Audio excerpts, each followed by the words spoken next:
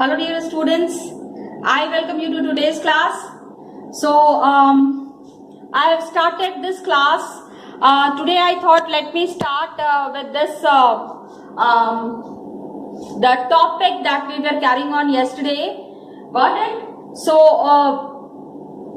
we were talking about the factors that are affecting the India's climate. Okay?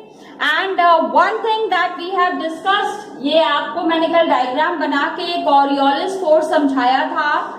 I am sure आपको नहीं समझ में आया होगा एक बार में, because this is a new concept. I understand your point. It is a new concept, so you might not be understanding it. So I am explaining it again. Coriolis force, देखो एक try to understand. It is a force that is caused by the Earth's rotation.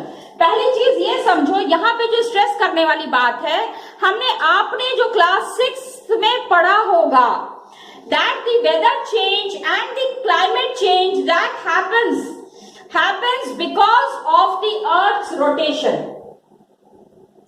So हम किस चीज पे stress कर रहे हैं? We are talking about rotation. ठीक है, जो अर्थ अपने it's on its axis, it's rotating, and around the sun it is taking a revolution. Got it? Rotating and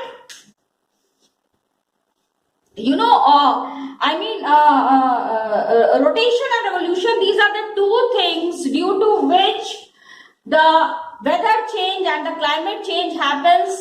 The pressure and the wind conditions all over India is affected because of this Coriolis force. Okay? And deflecting winds, क्या होता है? देखो, deflecting winds का concept समझो. एक तरफ से हवा आ रही है, दूसरी तरफ से भी हवा जा रही है. We call it as wind. Got it? Northern side से some winds are coming, some winds are coming from the southern side. So at one point where there is very low pressure, there the wind gets deflected. Got it? उसका direction change हो जाता है. हाँ, when two meet bang होता है तो its direction changes. This is the major cause of the climatic changes that happens in India.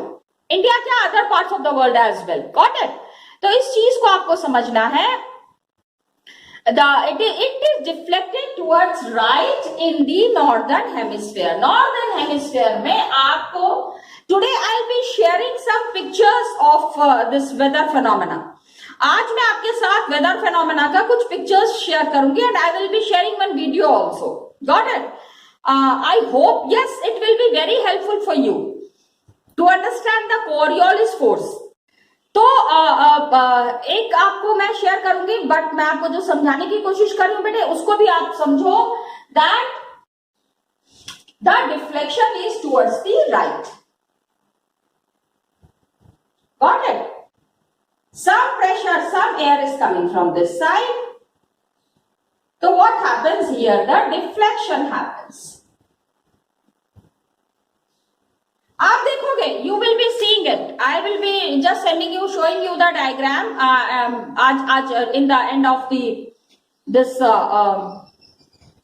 video, I'll be showing you the diagram, and I hope and wish कि your things would be very clear. Okay? Then what happens is, winters में क्या होता है कि Himalayas में there is low pressure, high pressure area. काफी, I mean it's very cold. When cold is there, so the air gets contracted. And when the air gets contracted, as a result, a high pressure area, pressure. आप, simple में I'll give you an example. पहाड़ों में चढ़ते हो. Got it? When you climb the mountains, you sweat a lot. आप बहुत ज्यादा आपको sweating होती है? Definitely होती होगी, my dear children. Got it? ये स्वेटिंग जब आपको हो रही है, when this sweating is happening, आप हांफने लगते हो. हाँ, it is because of the high pressure there. Okay, तो ये जो high pressure है, it really makes you very uncomfortable, where you have the breathing problem. तो complete reversal of the direction of winds is there during summer. So air is moving from the high pressure and over the southern Indian Ocean में this air pressure is there in a southeasterly direction. ठीक है, this is south. Okay, आप ये देखो south and east. तो south easterly direction में what happens that the air crosses the equator. South easterly direction में यहां पे साउथ है ये, ईस्ट है ये. Please try to understand. Always when you understand this you have to keep an idea of the, I have been saying it again and again because उसके बिना आपको ये समझ में नहीं आएगा. You won't be able to understand. That's why I'm saying that keep a brief idea of this movement of these directions and the earth and the equator and the tropic of Cancer and the tropic of Capricorn. Then only you will be able to understand this, the whole concept. सारी चीजें आपको तभी समझ में आएंगी. Got it? तो ये जो है this airs, ये जो साउथ ईस्ट में जो एक प्रेशर क्रिएट होता है, इसके वजह से what happens, you can see India is here. ये देखो इंडिया का लोकेशन बिल्कुल ये है. When you see the globe also, when you see the map also, then also you will find and south west monsoon winds are there. ये जो है this is India का साउथ वेस्ट. ये देखो यहां पे साउथ वेस्ट. ये India का रफ मैप मैंने यहां बनाया हुआ है. इंडिया ऑन द ग्लोब कहां है वो मैंने. तो south west monsoons are created and these winds what happens blows over the warm oceans. जहां पे बहुत गर्म, भाई ocean is 70% of the earth is ocean. हाँ, बहुत कहीं ज्यादा. Hardly we have any earth surface. वो तो थोड़े थोड़े टापू जो निकले हुए हैं, एक जगह यूरोप बन गया है, एक जगह एशिया बन गया है. This is there. Otherwise it was all water and life has come out from the water. ये तो आप लोगों को बहुत अच्छे से पता होगा. Now what happens is Coriolis force that is there, ये explain होता है with the help of Farrell's law. Got it? With the help of Farrell's law आप Coriolis force समझने की कोशिश करते हैं. तो यहां पे the monsoons that are created here, monsoon सबसे पहले it comes in Kerala. अप्रैल मई के आसपास जो है वहां पे बारिश शुरू हो जाती है. Because of these conditions that are there in the southwestern region, the monsoon winds that are there, तो warm oceans पे gather lot of moisture, जहां पे बहुत सारा वेपर है, वहां पे हवा बह रही है. So when this wind is flowing there, जब ये हवा वहां पे चल रही है, तो आपको समझ में आना चाहिए कि किस तरह का वहां पे वेदर कंडीशंस होगा. What kind of a weather condition would be prevailing there? So this causes the rains in India. Upper air circulation. अब यहां पे क्या है? The air circulation that is happening here. Got it? मैं इसको ऐसे ऐसे बना देती हूँ. This is the air circulation. Try to understand. Air circulation that is there. Okay. Now what happens, this air circulation in this region is dominated by a westerly flow. यहां पे हवा बह रही है और वेस्ट से भी हवा आ रही है. Okay, air circulation above this area plus the air that is coming from the west. An important component of this flow इस air circulation के वजह से क्या फॉर्म होता है? There is jet stream. Jet stream. Got it? तो jet streams कहां पे है? It is located over 27 degree to 30 degree north latitude. Got it? ये northern latitude में here we have the jet streams. Okay? Please understand. These jet streams are also very important. ये आप समझने की कोशिश करना कि इन jet streams की वजह से भी बहुत सारे weather fluctuations and air circulations are affected. तो क्या होता है कि these are therefore known as I'm sorry I made it that side. यहाँ पे it is called as, please try to understand, subtropical westerly streams. Subtropical westerly streams. Got it? ये देखो, this is, उसमें मत देखो, don't see in that. यहाँ पे you will be getting confused. See in this, north, south, east and west.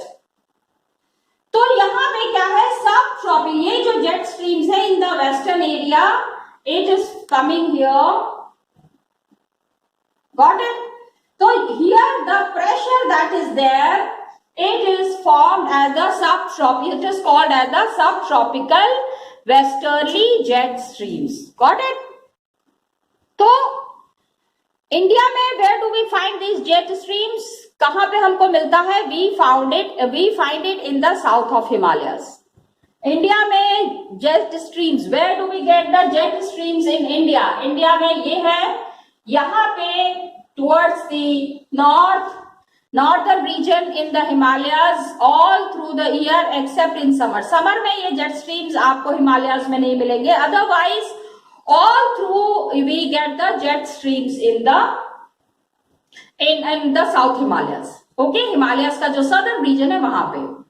Then western cyclonic disturbances. Another, एक तो देखो weather phenomena that is changing, जो हमारे यहाँ पे जितना भी the technical aspect of the weather, ये जो weather phenomena change is happening, these changes are happening because of two things.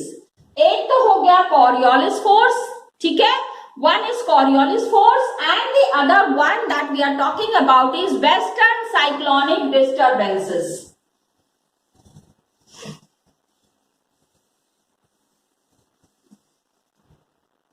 Now what is this? एक तो Coriolis force is there. Another is western cyclonic disturbances.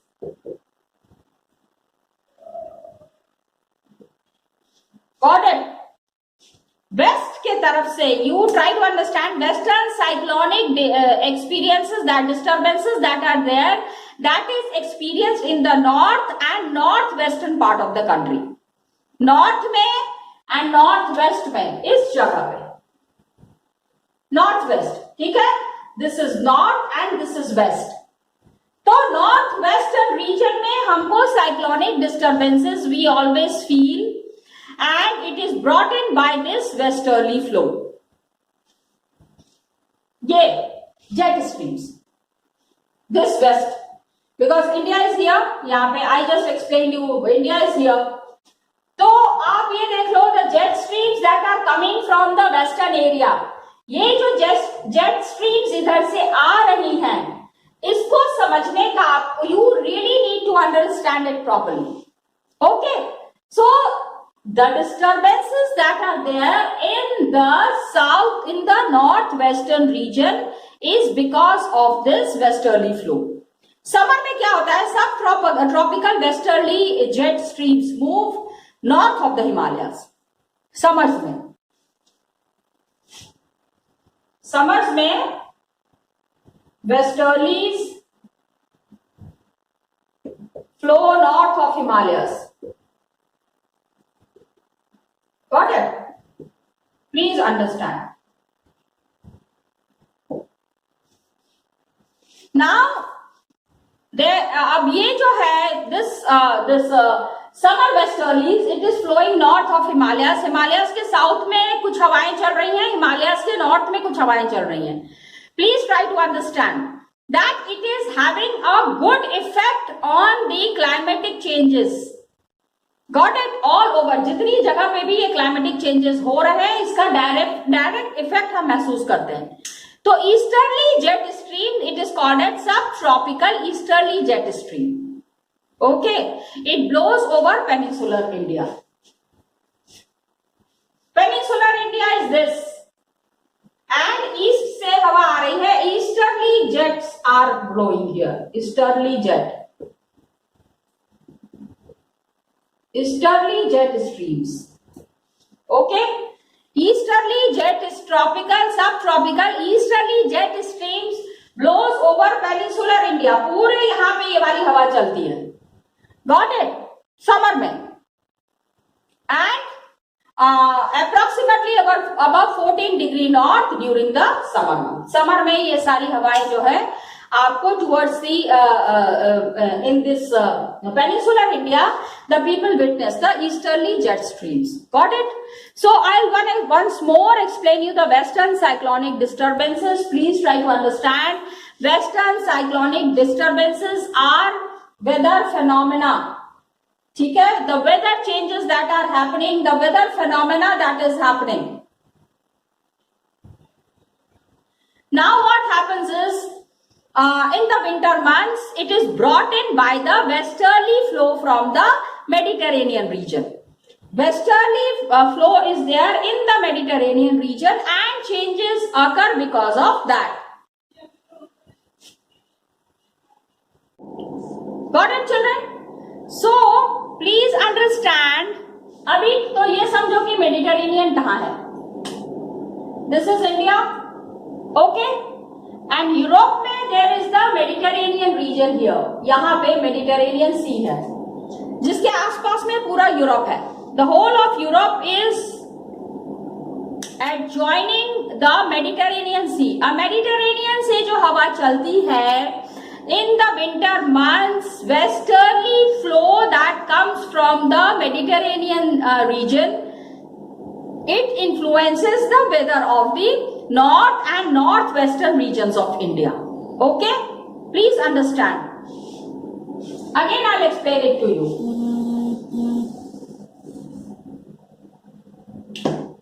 This is, got it? ये है, ये तो आप जानते ही हो. इक्वेटर है यहाँ पे, Tropic of Cancer, Tropic of Capricorn.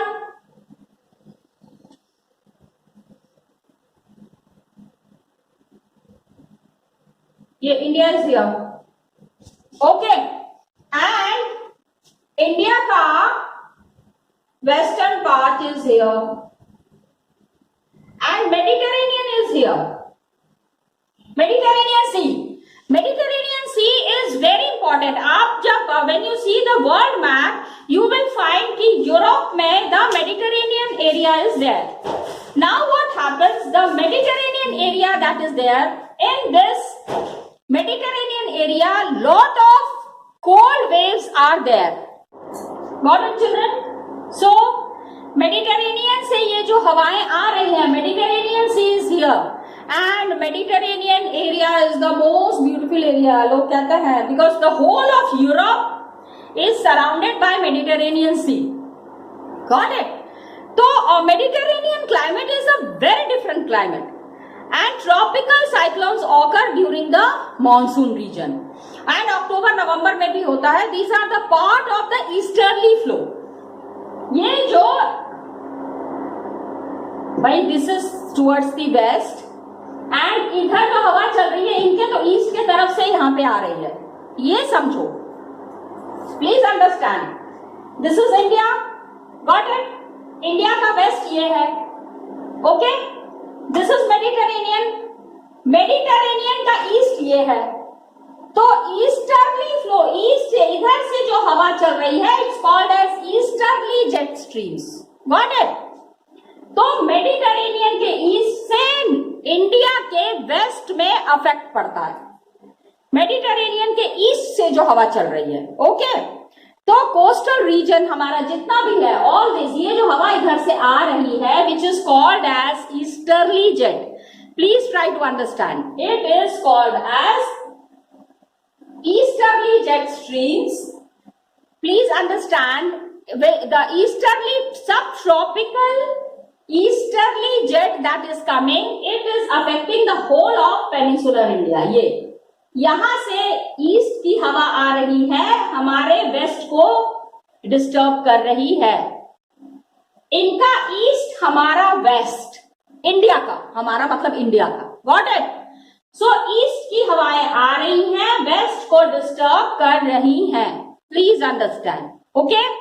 तो क्या होता है, इन हवाओं के वजह से cyclones are there, and October नवंबर में, गर्मियों में भी साइक्लोन्स होते हैं, अक्टूबर नवंबर में भी साइक्लोन्स होते हैं। तो अब we have to understand that these disturbances affect the coastal region. Coastal मतलब अब ये तो हमारा पूरा समुद्र है, आप देख रहे हो, we are here and this is all sea. तो sea में, sea से लगा हुआ जितना भी एरिया है वहां पे इसका इफेक्ट महसूस होता है। Got it? Now I'll explain you the Coriolis force and western cyclonic disturbances with the help of a diagram. मैं आपको डायग्राम नहीं, इसमें नहीं बना रही हूं, I am not making on this, I have downloaded it from the net, from there I will be explaining it to you. Got it children? Just now, just please wait. So children, I told you I'll be explaining the Coriolis force. Coriolis force actually it is if we understand the wind and pressure belts, तो काफी सारी चीजें अपने आप आपको समझ में आने लगेंगी। तो मैं आपको 3 पिक्चर्स दिखाऊंगी। I'll be showing you 3 pictures through which you will be understanding very clearly the pressure belts. Got it? Pressure belts आपको अगर क्लियर हो जाएगा, if you understand the pressure belts properly, many things you will be understanding. Got it? पहले picture मैं आपको दिखा रही हूं, this is the first picture that I am showing you. बेटा just see, as per our discussion, ये देखो यहां पे इक्वेटर है, आप देख रहे हो, okay. Then this is the tropic of cancer, okay, tropic of capricorn, subtropical region, here is the subtropical region and this is the pole. ये है पोल। ये आप लोगों ने मेरे ख्याल से ये डायग्राम आपने क्लास 7th में या 6th में ही बनाया होगा, isn't it? अब ये जब इक्वेटर है तो यहां पे सन है, okay, sun is very cute, okay. I am very bad at drawing. Don't judge my drawing skills. Come on.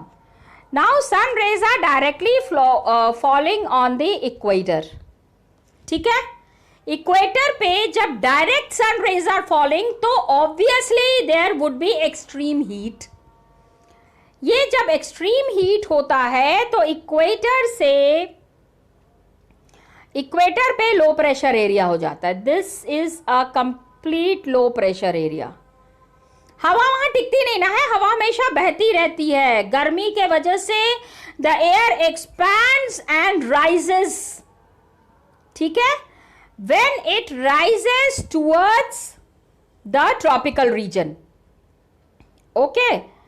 यहां से एयर ऊपर जा रहे और ऊपर से this is the high pressure area HPE, got it, and this is LPE, low pressure area, got it? Then again here is HPE, high pressure area, मैं short form में लिख रही हूं, यह जगह का है। HPE से LPE के तरफ हमेशा हवा बहती है। ऑलवेज रिमेंबर, हाई प्रेशर से लो प्रेशर की तरफ हवा बह रही है, ओके। सो यू कैन सी ये जो एयर डिफ्लेक्ट हो गया है यहां पे इधर के तरफ, अरे भाई हवा चल रही है तो सीधी चलनी चाहिए, लेकिन ये सीधी नहीं जाके it is deflecting towards the east, it is deflecting towards the east. ये जो डिफ्लेक्शन होता है, ये जो हवा आते आते मुड़ रही है, यहां पे देखो हर जगह हवा आपको मुड़ती हुई नजर आ रही है। This is because of the Coriolis force. और एक दो है अभी दिखाऊंगी। अच्छा एक चीज और कहानी बताती हूं, with all these kind of technical things ना, I have search some stories. This is horse latitude. अभी इसका नाम हॉर्स लैटिट्यूड क्यों पड़ा है? Why it is called as horse latitude? Because in the olden days when the traders who were there, जो पहले के जो बिजनेसमैन होते थे ना, ये घोड़ों की ट्रेडिंग करते थे। There was trade happening for the horses. तो जब ये घोड़ों की ट्रेडिंग करते थे, व्हेन द शिप, जो इनका जहाज होता था ना, पानी का जहाज जो होता है, when it used to reach in this area, तो यहाँ पे क्या होता था, the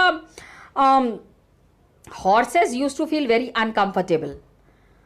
तो ये घोड़ों का जो ट्रेडिंग होती थी, तो सपोज